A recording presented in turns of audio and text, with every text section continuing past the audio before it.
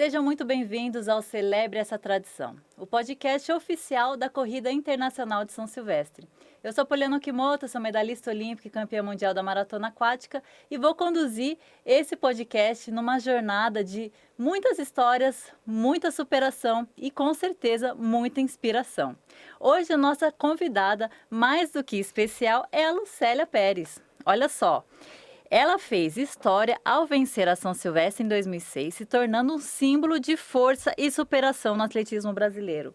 Ela foi tricampeã da Volta Internacional da Pampulha, tricampeã brasileira nos 10 quilômetros, medalha de bronze nos Jogos Pan-Americanos em 2007 e sagrou-se campeã da Corrida Internacional de São Silvestre em 2006, sendo a última brasileira a vencer essa prova. Lucélia, muito obrigada pela presença, muito obrigada pela sua participação. Eu que agradeço por poder estar aqui hoje com vocês e falar um pouco da São Silvestre, né? Que essa prova que foi tão marcante na minha trajetória de 25 anos competindo em alto rendimento. Obrigada pelo convite. Imagina, é um prazer estar aqui com você. E olha, tenho certeza que a São Silvestre, né, ela foi um marco na sua carreira, mas como que começou a sua história, né? Você já era uma atleta, né, de atletismo, e como que a São Silvestre começou? Seja numa memória, seja lá você assistindo a prova, como que ela começou como começou a sua história com a São Silvestre? Bom, minha história com a São Silvestre começou em 95, quando eu vim disputar a São Silvestrinha, que acontecia no dia anterior à prova principal. E nesse ano eu fui vice-campeã na milha. E no dia seguinte eu fui para a Avenida Paulista assistir a chegada da São Silvestre. E eis que venceu a primeira mulher brasileira, Carmen de Oliveira. E foi muito lindo assistir aquela chegada porque ela estava quebrando um ciclo, né? Então a multidão toda muito emocionada, todo mundo falando o nome dela, ela carregando a bandeira do Brasil, escoltada pelos batedores. Aquela imagem foi uma imagem muito forte, muito bonita e que me inspirou a querer também um dia ser a brasileira a subir escoltada pelos batedores, carregando a bandeira do Brasil e ouvir o hino nacional no lugar mais alto do pódio. E desse dia que eu sonhei até a realização foram 11 anos que eu treinei muito focada em um dia ser a melhor brasileira, a campeã da São Silvestre. Foi aí que começou a minha história. Depois da São Silvestrinha, eu participei de várias edições. Em Brasília tinha um circuito de corrida de ruas que premiava o campeão desse circuito com passagem e hospedagem e a inscrição para a prova. E desde os 16 ou 17 anos, eu já vinha para essa prova, que eu venci esse circuito por 5 anos consecutivos e ganhei essa premiação. Então, foi uma experiência assim, que foi me gabaritando e me capacitando para chegar à vitória. Acho que a primeira vez que eu participei, eu fechei a prova em 1 hora, chegando lá pela 60ª posição. Mas me preparando para o grande dia em que eu ia ser campeã, sentindo o percurso, o clima da prova. E aí legal. foi esse caminho. Muito legal. Então, quando você começou sua primeira prova na São Silvestre, você tinha quantos anos? Sem ser na São Silvestrinha, na prova oficial. 17 anos, mais ou menos. 16 ou 17. Eu era juvenil ainda. Eu não tenho certeza da E aí, idade. de lá até a sua vitória, foram quantos anos participando da São Silvestre? De 10 a 9 anos, né? Porque foram 11 anos de quando eu sonhei, quando eu era menores ainda, a quando eu ganhei. Então, foram entre 9 e 8 anos participando da prova. Nossa, olha só que legal, né?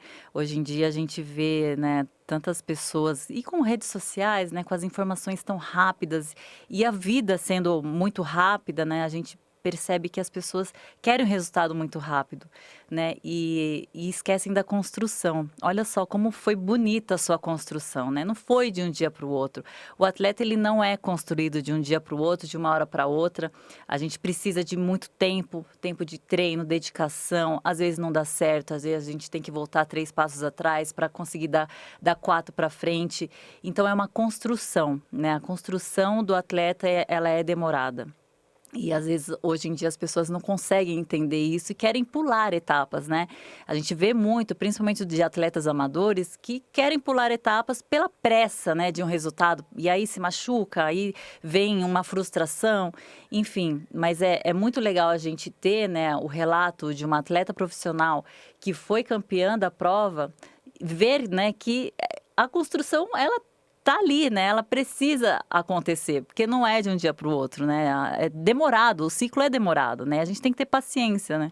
É exatamente isso. E hoje eu vejo isso muito claramente, né? Porque eu tenho consultoria de corrida em Brasília e os alunos chegando assim, chega hoje, nem corre ainda, já está pensando em correr a São Silvestre ou correr uma meia maratona, uma maratona em poucos meses, né? E é exatamente isso, a gente constrói um resultado ou mesmo o esporte para a vida toda, né? Então você não pode pensar em subir muito degraus em um período curto de tempo, porque a sua vida vai ser curta naquele esporte. Você pode se lesionar, pode se decepcionar. Então é tudo uma construção, né? É um processo que é construído diariamente. É construído nos dias que a gente está muito bem e nos dias que a gente não está bem também. É Que eu acho que é construído. até mais forte, né, o dia que a gente não tá bem, é ali que a construção é mais robusta até, né. Isso, o dia que você não está bem, você se superar física, mentalmente, né? É. Essa construção vai acontecendo diariamente. E as pessoas veem a gente lá no pódio, mas foi toda uma construção muito antes, né? No meu caso, de muitos anos, né? Um passo a passo diário, dias.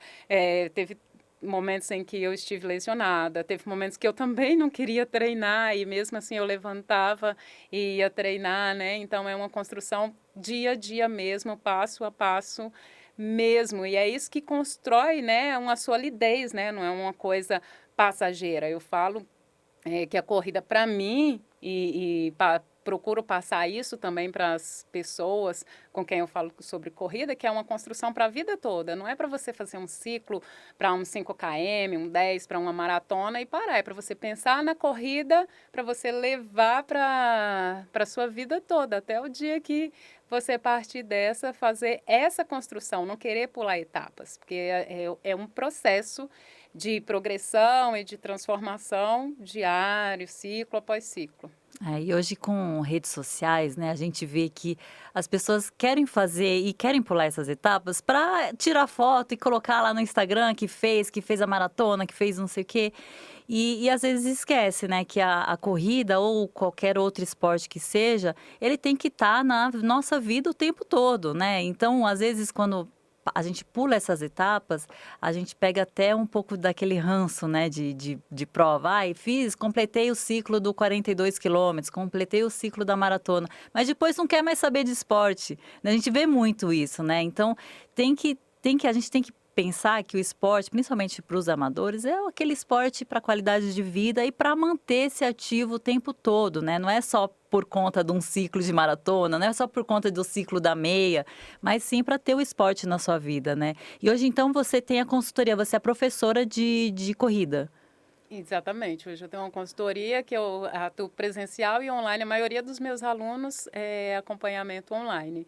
E aí eu trago muito isso para ele, que o esporte, a corrida, né, no caso, para se tornar um estilo de vida, está no dia a dia deles. Não é para pensar num ciclo de maratona, de meia maratona, é para pensar a corrida para envelhecer com ela, né? É isso Eu aí. trago muito isso para eles, para não pular etapas, para não querer fazer, por exemplo, uma maratona só para postar que fechei a maratona em 6 horas.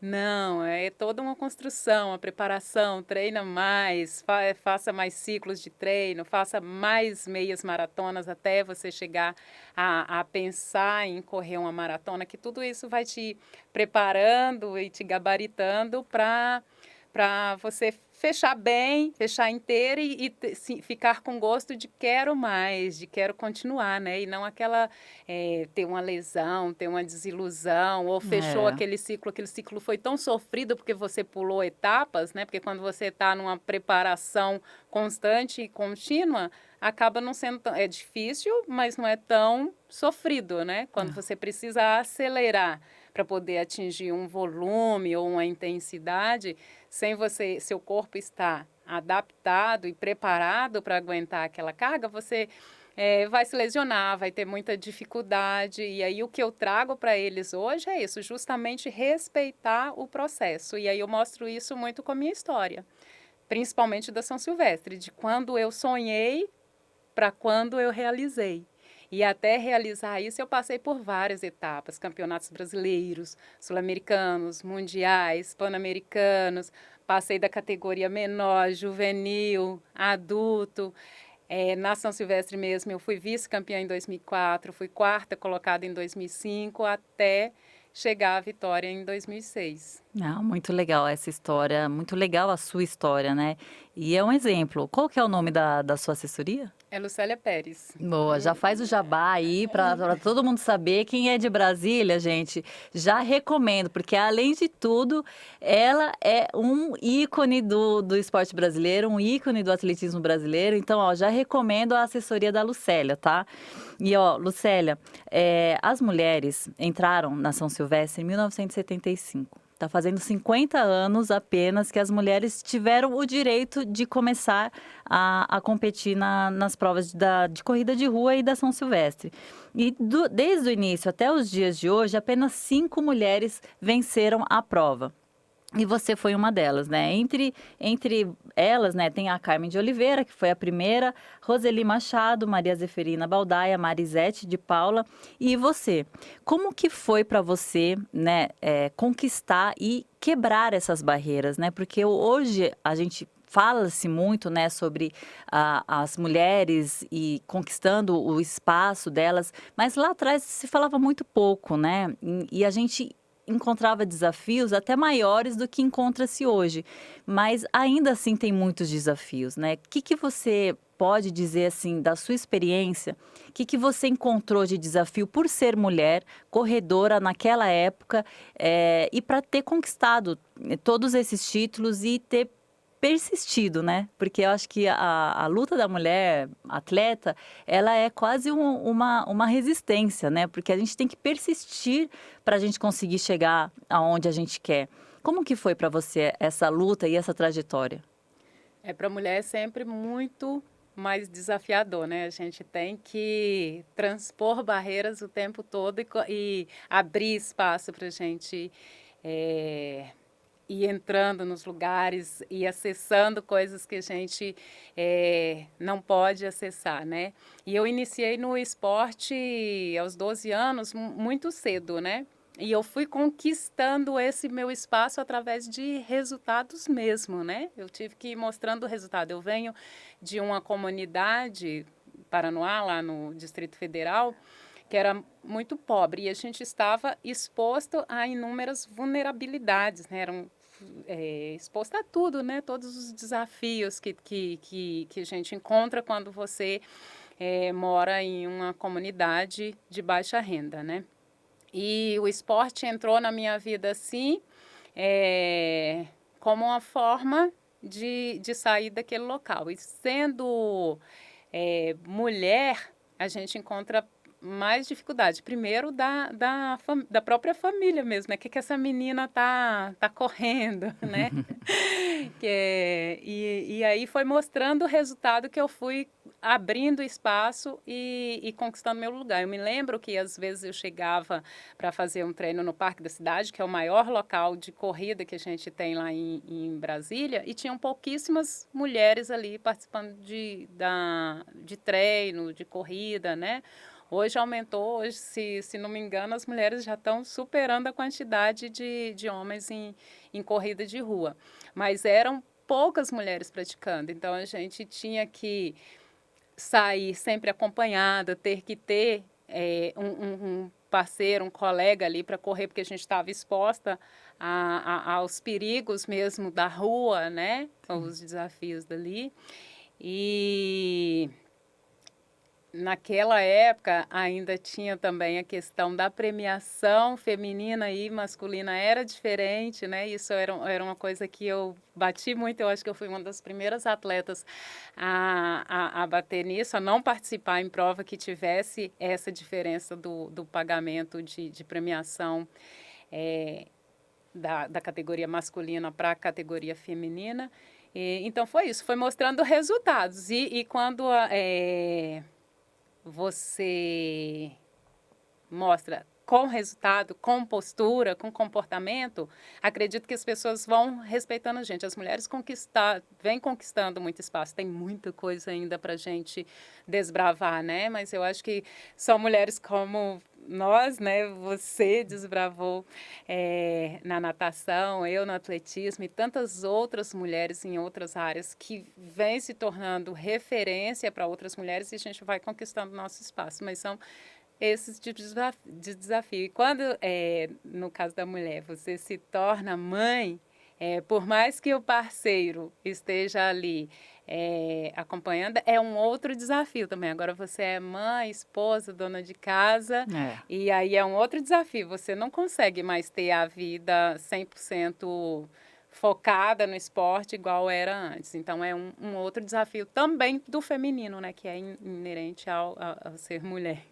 Ser mulher não é nada fácil, né? Na sociedade como um todo, mas no esporte também eu acho que a gente tem algumas barreiras aí que a gente vai quebrando aos pouquinhos, né? Vai construindo alguns tijolos para conseguir ir passar por essas barreiras, mas é isso. Eu acho que exemplos de mulheres fortes que foram à luta, que se superaram, que batalharam muito, isso é muito forte para a gente, para nossa sociedade, porque a gente precisa ver, né? Mais mulheres tomando essas posições, né, de destaque, seja no esporte, seja na mídia, seja em qualquer área que for, né?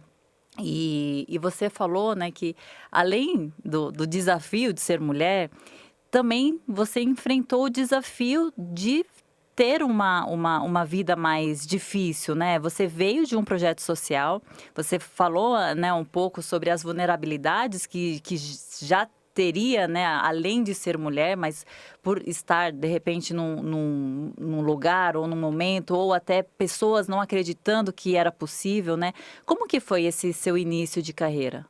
Eu iniciei num projeto social que acontecia ao lado da minha escola, né? E eu fui lá para sair da educação física. Na educação física dos anos 90, rolava bola de vôlei para as meninas, bola de futebol para os meninos. Sim. E eu não tinha habilidade nenhuma. E aí acabava ficando excluída, né? Uhum. Das atividades.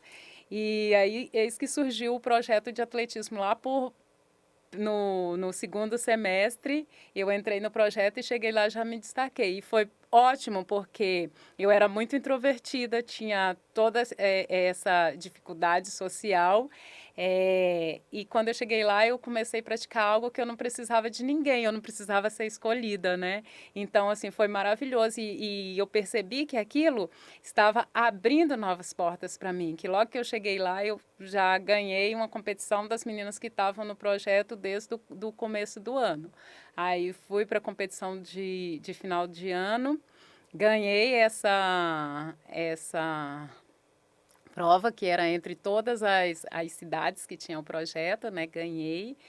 E no ano seguinte eu me classifiquei para o GEBS.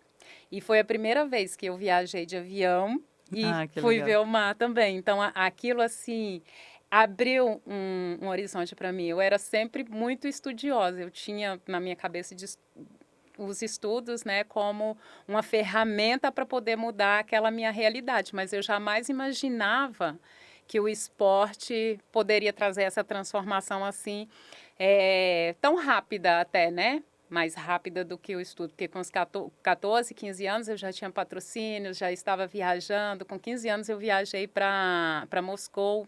Aí o lugar mais longe que eu conhecia antes do atletismo era Paracatu, que é a minha cidade de Natal, que fica a 240 quilômetros de Brasília.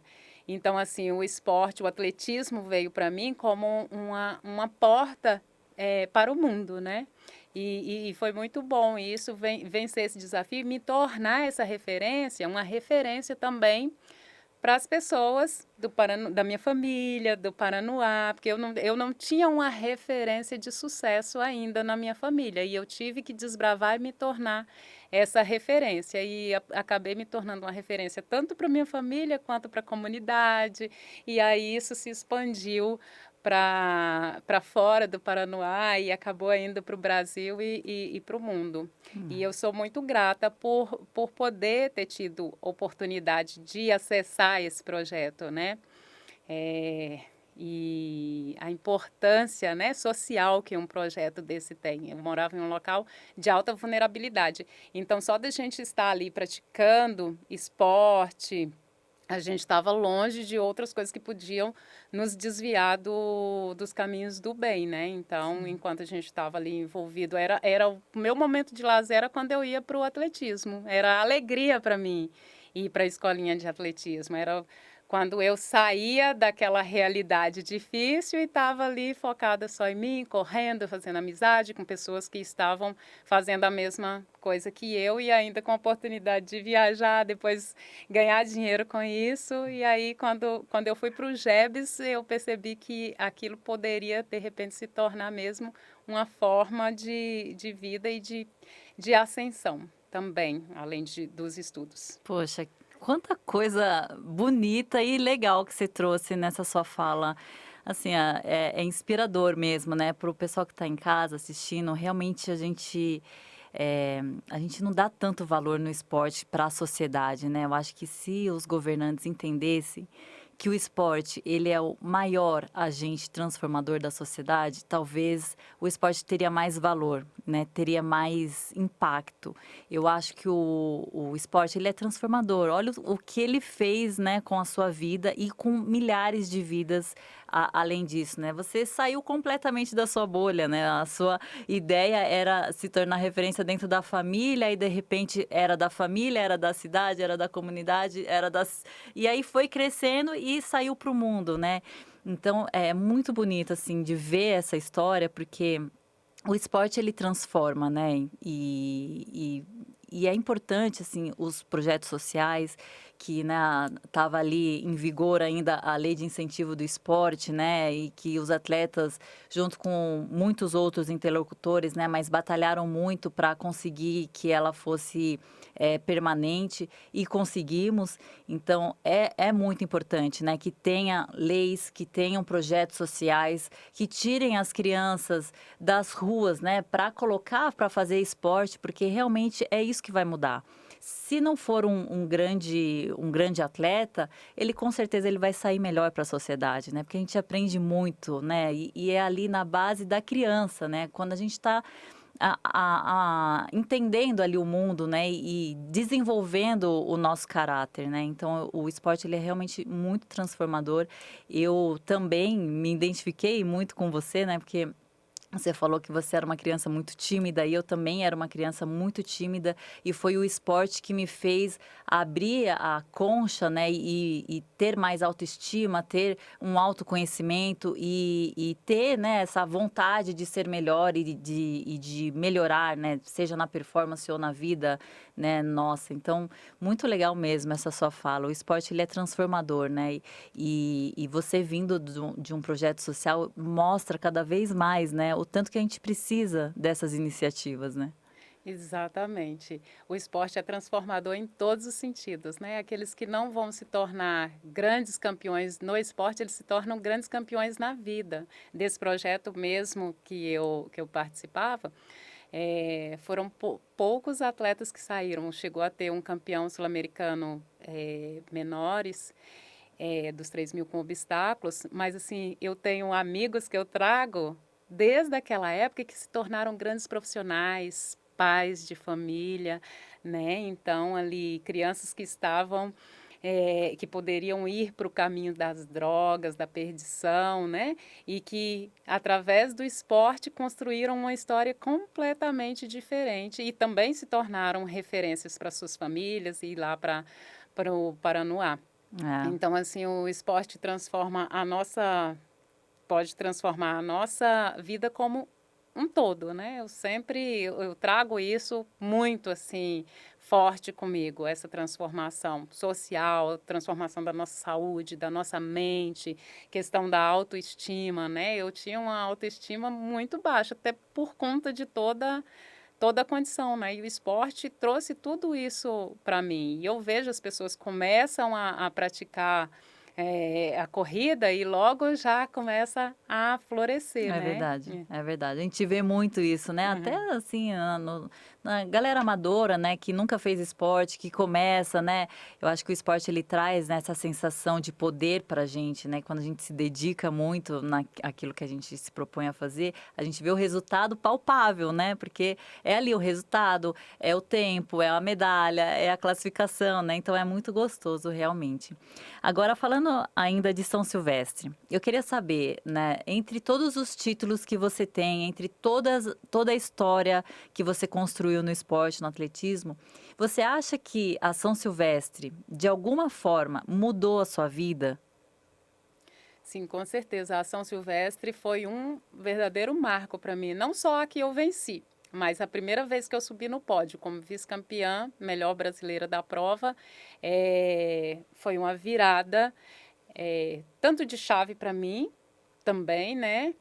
De ainda, apesar de já ser tricampeã brasileira dos 10 mil metros, pentacampeã sul-americana dos 5 mil metros e pentacampeã brasileira dos 5 mil metros, e vários outros títulos que eu já tinha, já era campeã da Volta da Pampulha.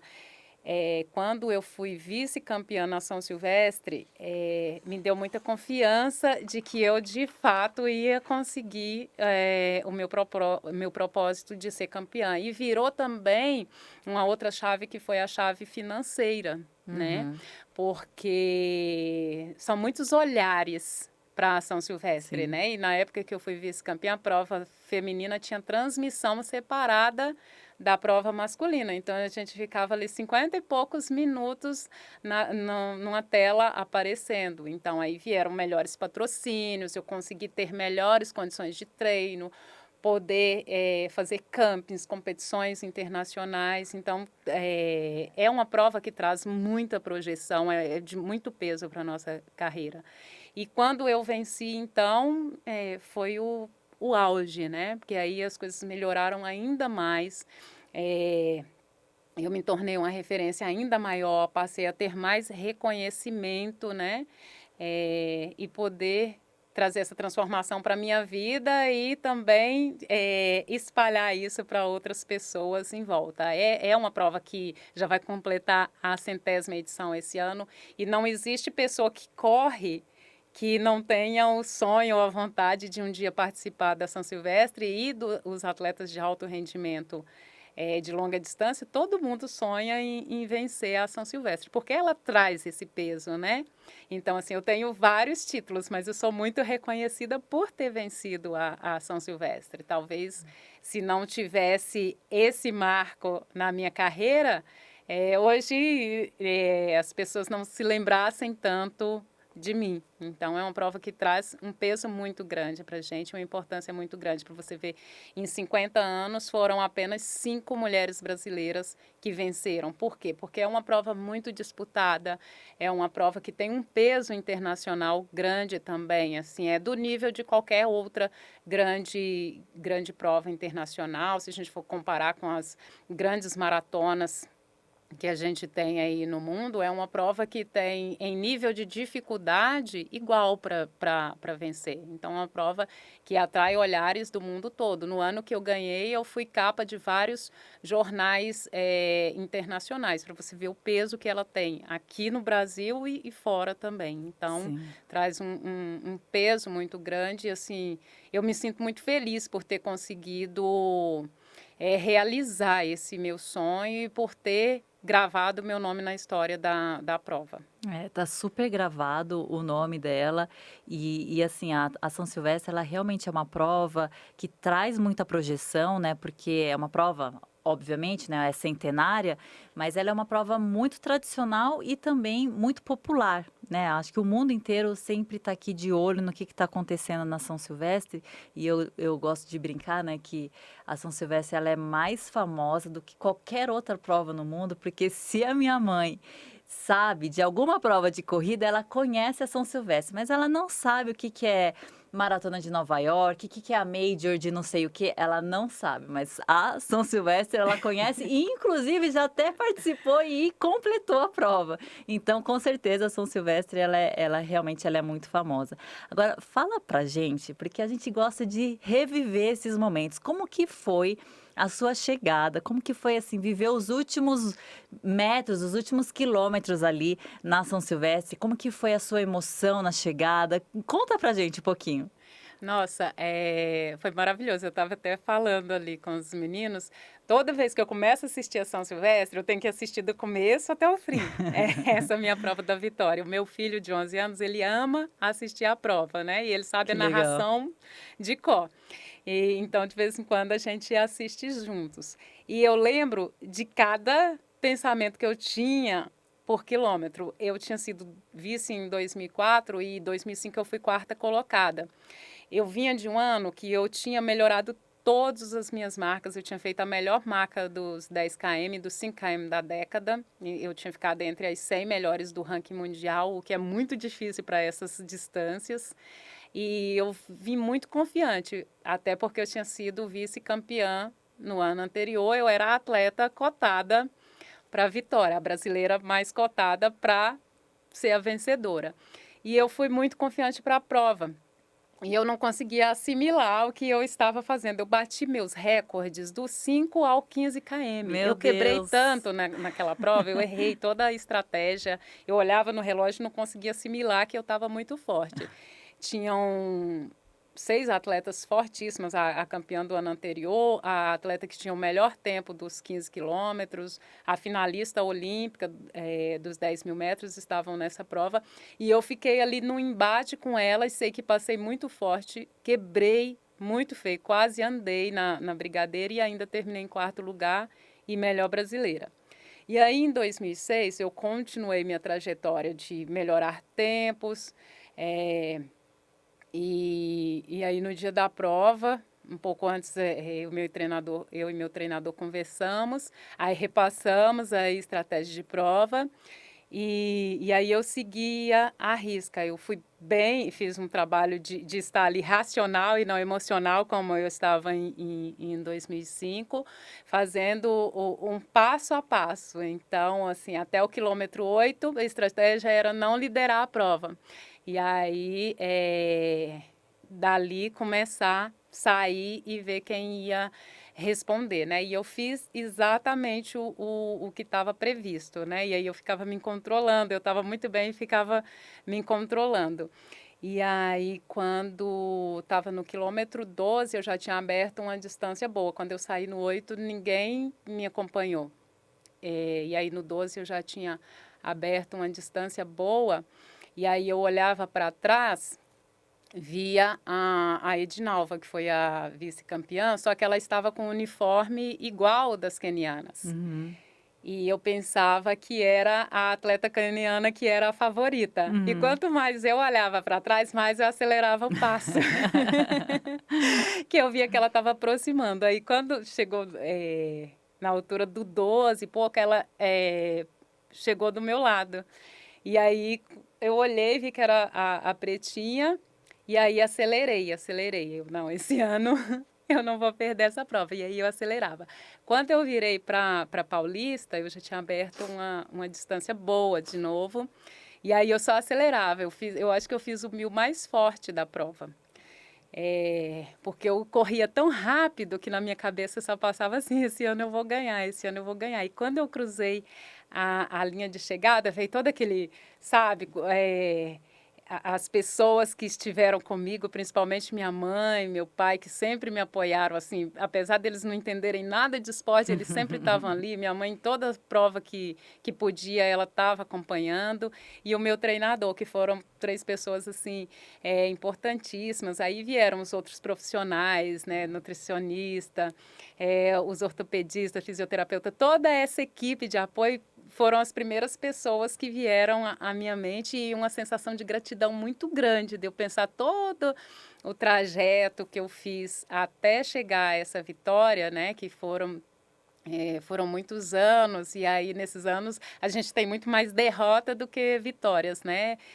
Muitos aprendizados e até a ficha cair, assim, foram alguns segundos e eu sou realmente campeã da prova. Finalmente chegou o meu dia. Era o que passava e assim, passava na minha cabeça o tempo todo. Muita gratidão por finalmente aquele dia que eu persegui tanto ter chegado e eu ter sido a campeã da prova. Nossa senhora, até arrepia a gente aqui, porque a gente se coloca no lugar uma hora dessas, né? Porque é a hora que o brasileiro tá ali, né? Torcendo, seja pela televisão ou lá na Paulista, torcendo, porque a gente tá ali pelo nosso país, né? E a gente levar a bandeira brasileira para o alto do pódio, uma corrida ou numa prova internacional, é realmente muito gratificante e é o filme que passa na cabeça, né? Tanta história, dedicação, né, que você teve ao esporte e finalmente conseguir conquistar o título da São Silvestre. Foi arrepiante ouvir você falando